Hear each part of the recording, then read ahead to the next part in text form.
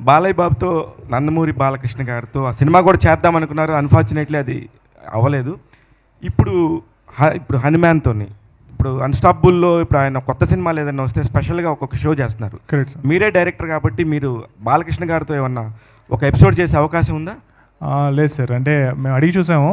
But అంటే like అంటే animal show అంటే టైమింగ్ అదే ఏదైతే సీజన్ ఉంటుందో అది అయిపోయిందని అన్నారు. మేమైతే అడిగాము.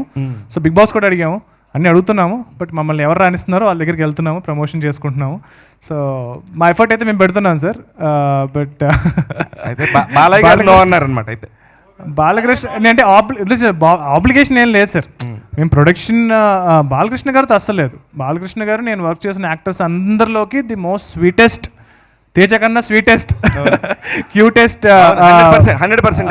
యాక్టర్. సో ఆయనతో సినిమా అనేది కూడా బేసికల్గా మేము వర్క్ చేస్తున్న ప్రాసెస్లో 2 సీజన్స్ ప్రోమోస్ చేస్తున్న ప్రాసెస్లో ఫ్యాన్స్ చాలామంది అడగడం స్టార్ట్ చేశారు, మీ ఇద్దరు కలిసి సినిమా చేస్తే బాగుంటుందని. ఆ డిస్కషన్ మా మధ్య వచ్చినప్పుడు, సరే Prashanth, if there is something, fans చాలామంది నాతో కూడా అంటున్నారు మనం కలిసి చేస్తే బాగుంటుంది అని ఆయన ఎక్స్ప్రెస్ చేశారు.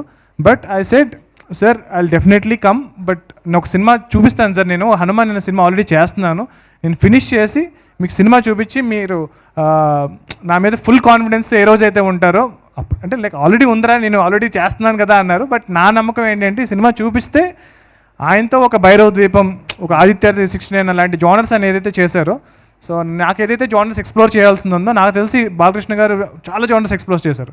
సో మేమిద్దరం కలిసి చేసే సినిమా మాత్రం డెఫినెట్గా ఒక న్యూ జానర్ ఫిల్మ్ దట్ ఇప్పటివరకు తెలుగు సినిమా చూడని జానర్ చేస్తామని నమ్మకం అయితే ఉంది. ఆల్రెడీ రాశారట కదా, కథ కూడా రాశాను సార్.